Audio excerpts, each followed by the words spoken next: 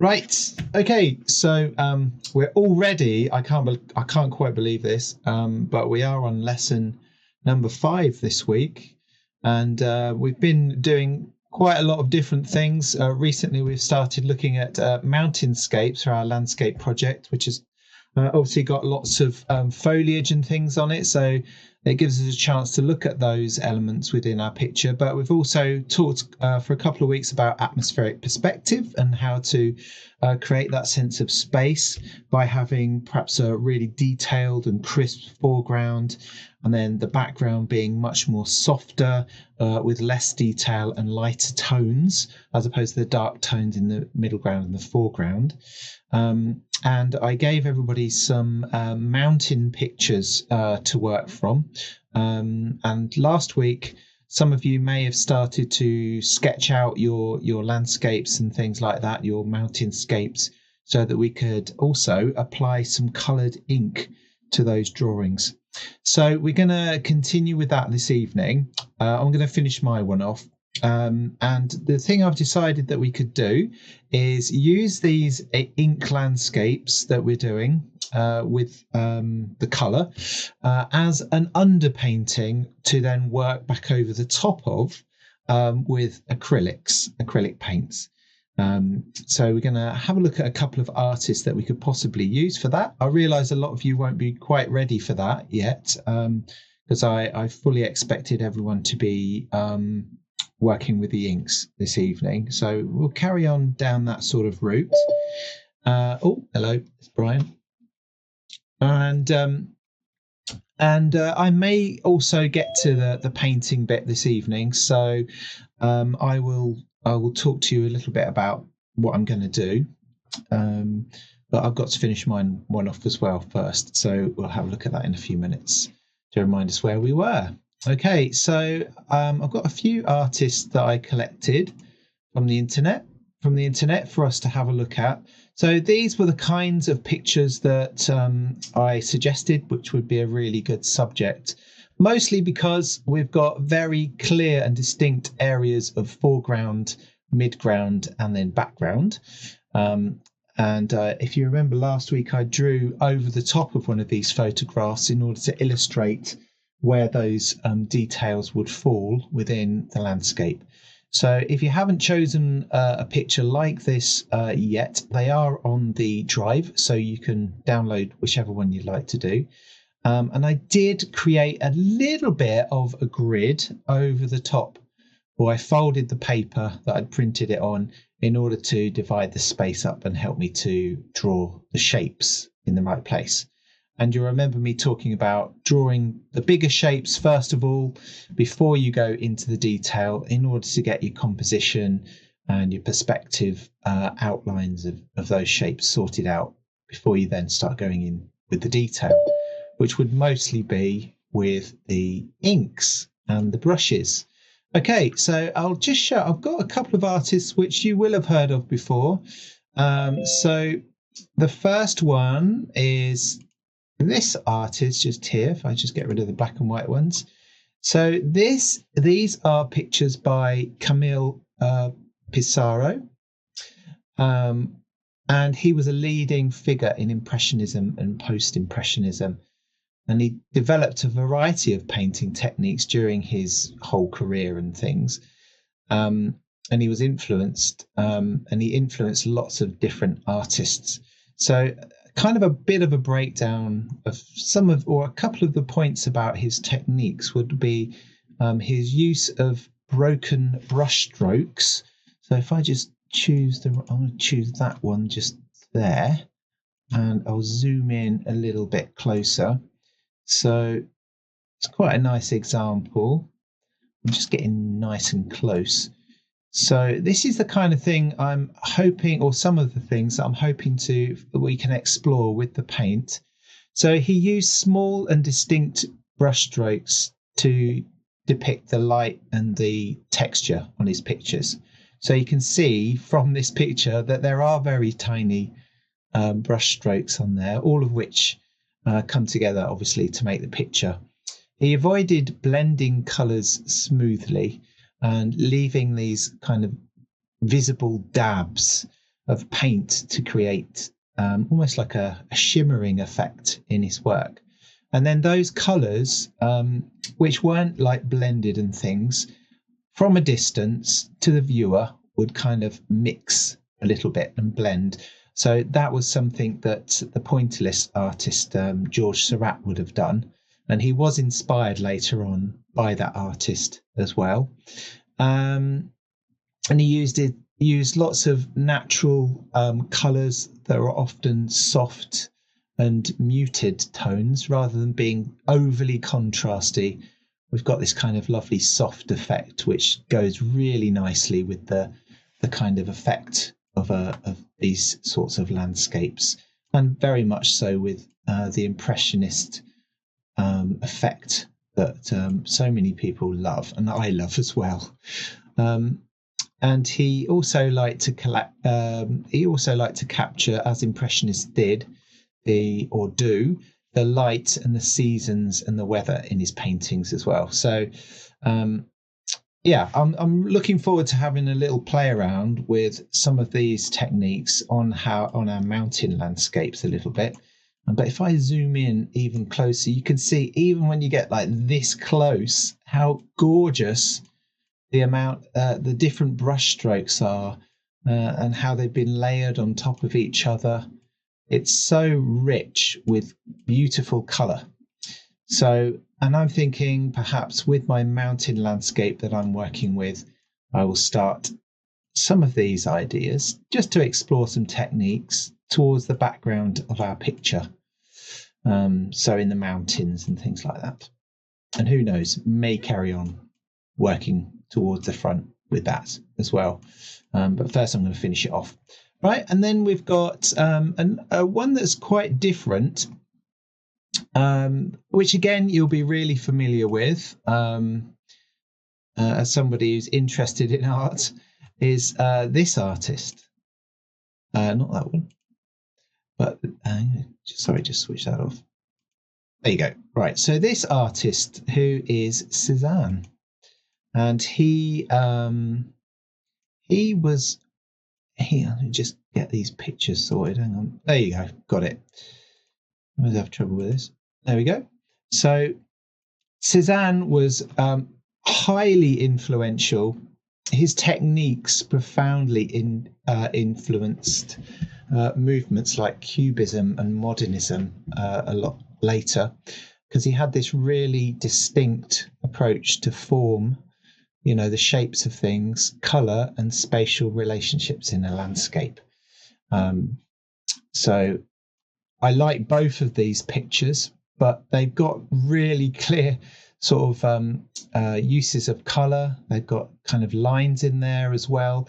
And one of the things that people always talk about with his work is this geometric simplification of the landscape as well. So he liked to use shapes such as cylinders, spheres, and cones in his work as well. So let's just get a bit closer to one of these. So here he is. So the clearest way we can see that, obviously, is within the buildings, but then you've got all these distinctive shapes of trees and things like that within the landscape there as well. He also often avoided really heavy outlines in his work, and relied, rather than relying on linear perspective, he used the colour quite distinctively to draw us through the landscape, which kind of goes with what we've been talking about with the detail in the foreground and then less detail as we go towards the back there as well. He used a harmonious colour palette as well. And one of the things that he used to do as well is he didn't dive straight in there necessarily. He gradually built up the surface of his paintings with thin layers of paint to create this really rich effect in his work. Let's have a look at this other one here a bit closer, because it's quite different, isn't it? So one of the things he did is he went round and his landscape in his local area, and he painted this mountain I can't remember the name of it now. I had it written down as well, but I've forgotten the name of the mountain. I'll have to find it for you in a bit. But he painted this particular mountain many, many times. And during that time, he developed this really distinctive style. And you can see how different this is. And again, it's broken down into all these like small brush strokes, which from a distance form this fantastic landscape that we've got here. But again, if we talk about things like cubism and all these shapes and things like that, spheres and cones that we mentioned earlier, this is something that we know that somebody like Picasso would have used in his cubism of just after all of this style of painting developed with Cézanne. All right, so I've talked a little bit about that. And now I'm just going to show you a few other pictures before we go and continue with what we're doing. So I chose this one because I really love the bright colours on here. And this is by someone called Alexandra Kryushin. I can't say the name, but I really like this one because of the really vivid and contemporary colours. But also we've got, again, this detail towards the front, which draws us through the landscape as well. And again, the colours are bright all over, but we've got distinctly different areas. So we've got the oranges in the foreground and this kind of reddish orange towards the back, which draws us through the landscape. And there's less detail in there as well. So kind of goes with what we've been talking about. And this one, which I thought was gorgeous, is by Rebecca King Hawkinson. And I really like this because it shows this atmospheric perspective that we've been really interested in, particularly down here.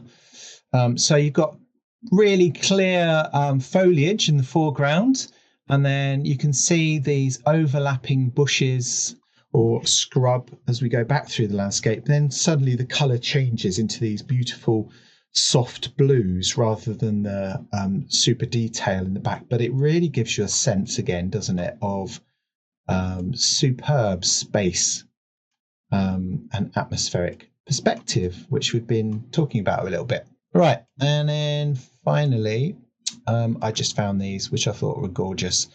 I don't have a name for the artist for these ones, but we've got again, we've got the foreground, particularly with both of them, but the blue one I really like.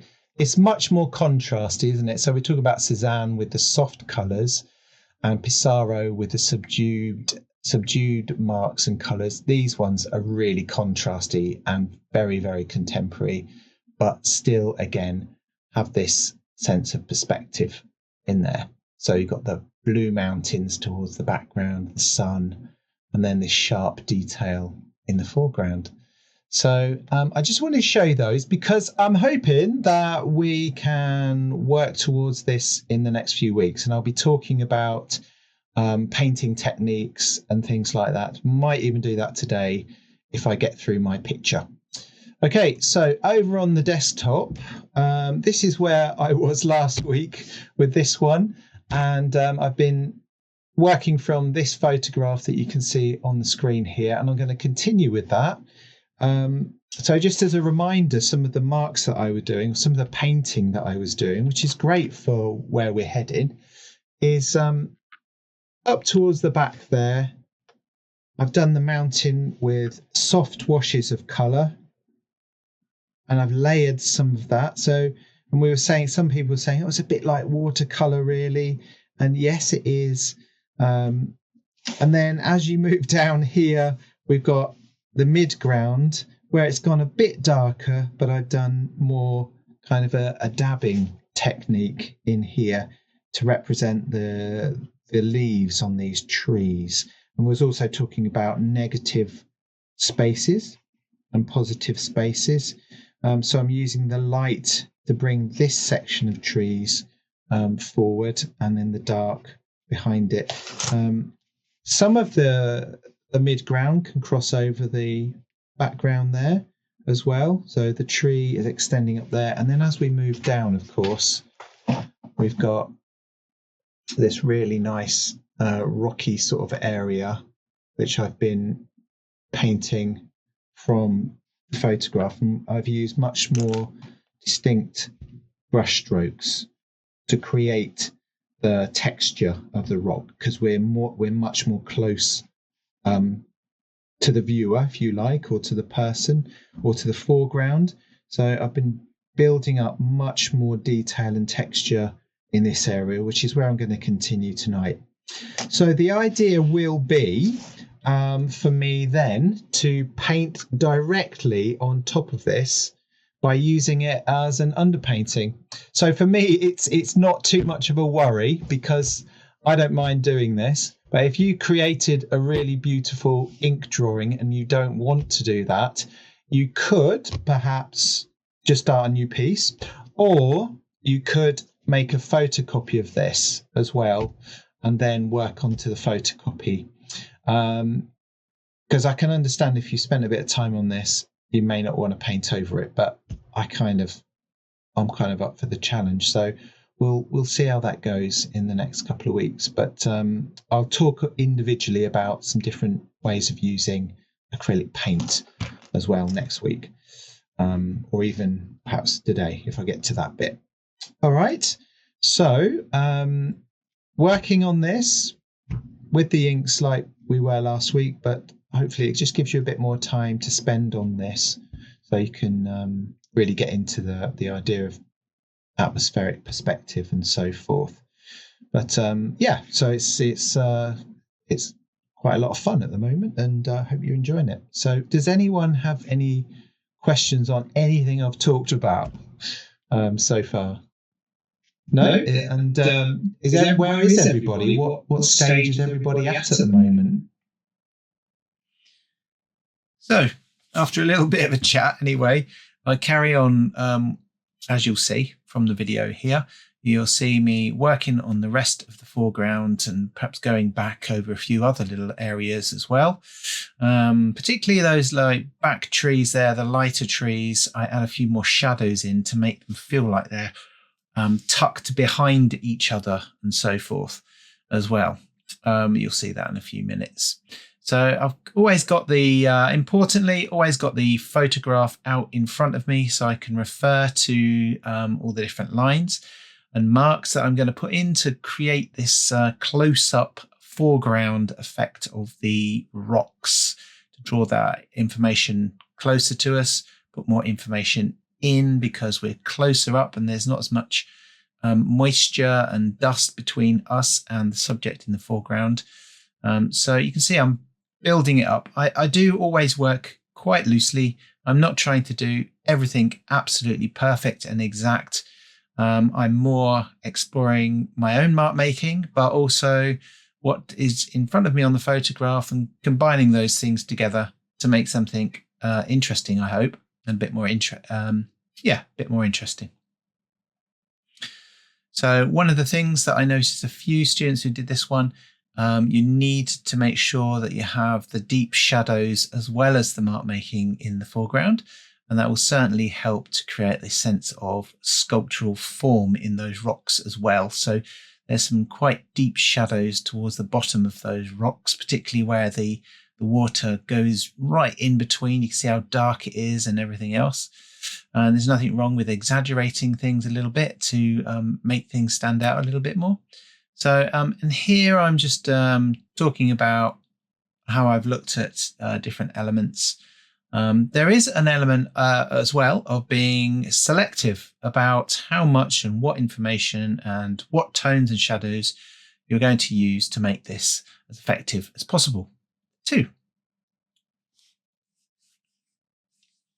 But I do really love working with these inks in this way because of the immediacy of it, and because you can do so much in terms of variety with the mark making on here as well.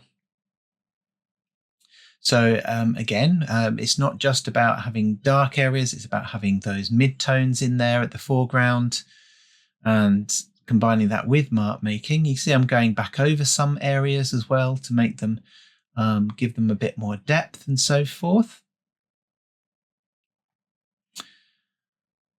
And it does, I found, and you'll see it in a bit, that I found that this makes a really good underpainting to work on. The nice thing about working back over something like this and underpainting, which you would do also for things like portraits,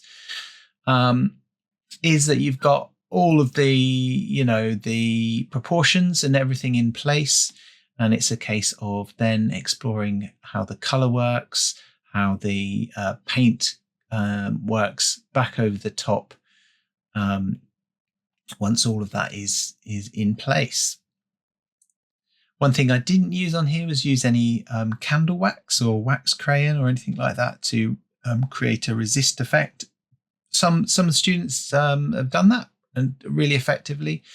I just got stuck in and carried on going, but it does work really well for keeping those highlights. The only problem is if using like a candle or a white wax crayon is that you need to remember where you've just put that wax down. So a methodical approach, say working from the top to the bottom of the picture, would work brilliantly. So you know, oh, I'm at the top half of the picture I've done, I'm working my way down, rather than what I tend to do with the ink here is hop around quite a lot. That's my natural way of working, or the way I've taught myself at least, is to hop around the whole picture and add bits in. But if you work methodically with the candle wax, then at least you know where you've been a little bit more. The other thing to do, of course, if you've added candle wax, is hold your image up to the light and just move it around slightly, and you'll be able to see a little bit more on there. So one of the other options, if you're kind of, you know, a bit dubious about working back over this as an underpainting, is to take a photograph of it and keep a nice record. And then you can see what the difference is when you've painted over the top as well. So that's what I've just done there, so that I can share that with people when I've painted, and we put the classes up later. So in just a second, you'll have a little bit of commentary on me working in with acrylics. So here we go.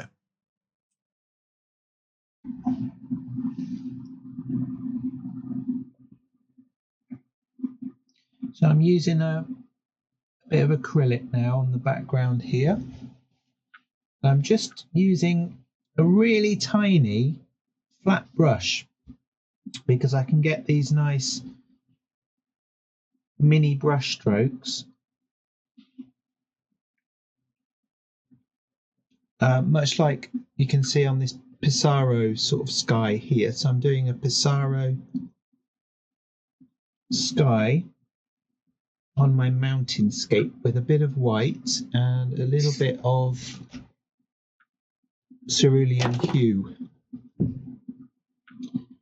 So I'm not mixing the colour too much on the palette. I'm mixing it using the little strokes of colour that I'm going to put into the sky here. It's quite blue at the moment, but I shall use some white like this over the top.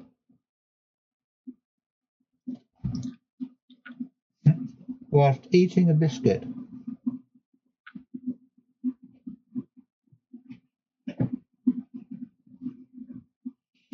And I'm going to make the marks directional as well, so I'm going to keep going in the same direction diagonally to give a sense of movement to the brush strokes that I'm applying here as well. I've also got a little bit of grey, so I may add some grey into the sky to tone the colour down slightly.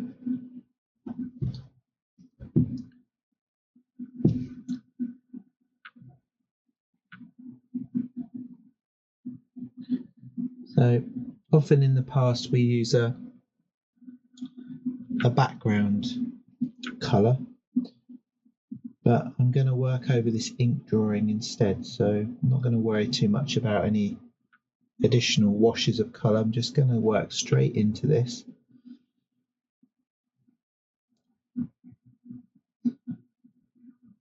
think about how he uses these tiny marks to give it this sense of movement and energy in there, which I think I said was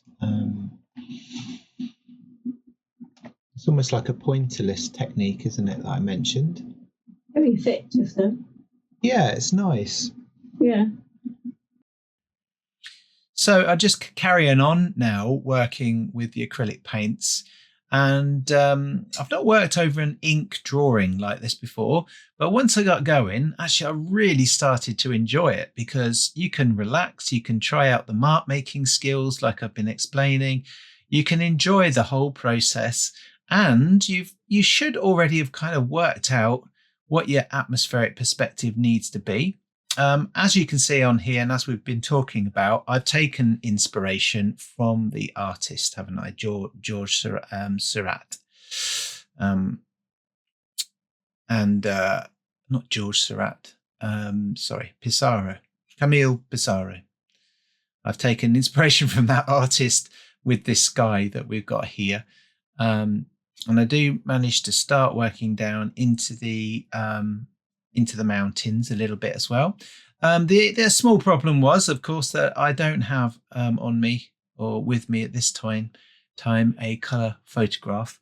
So I am using a little bit of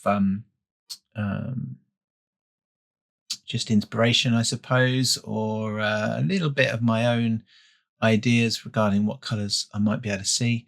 But keeping in mind that this background area is going to be quite pale in order to get this effect of the mountain being right up there in the distance.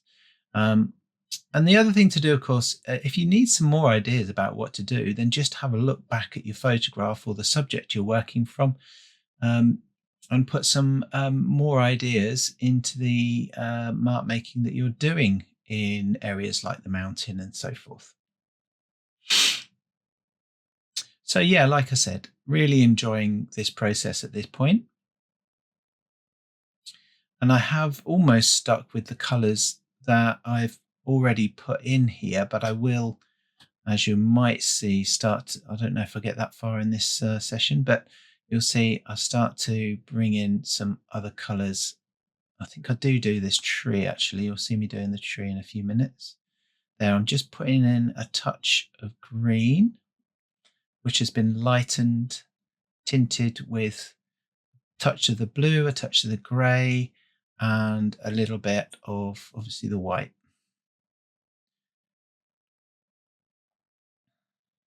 So again, always important to keep referring back to the photo. I'm slightly darker here at the front compared to the pale blue, purplish mountains towards the back, or violet, if you want to call it that.